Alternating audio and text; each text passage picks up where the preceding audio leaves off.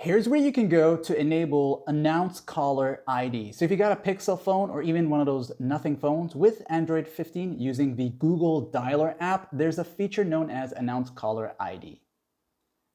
This exact feature is part of the Google Dialer app. So if you have an Android phone, you want to be using this Dialer app in particular. Once you go into it, you'll see all these different options, and you want to go to the three dots at the top right.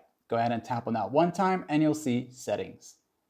Once you go into the settings section, you want to go to the bottom section. Just keep going down until you see Advanced right here. Then you'll see Caller ID Announcement. Go ahead and tap on that one time, and you're going to see this right here. So it's going to tell you the caller's name and number will be read out loud for incoming calls. And that's exactly what it does. But tapping right here will give you different options. So if you never wanted to do that, let it stay on never. But if you always wanted to do that, whether you have a connected speaker, earphones, wired earphones, or just using the phone speaker, switch it to always. But if you only wanted to do it when you're using a headset, switch over to the headset option. And you can come back and change these at any given time. Also, like and sub, check out my other guides. Thanks for watching.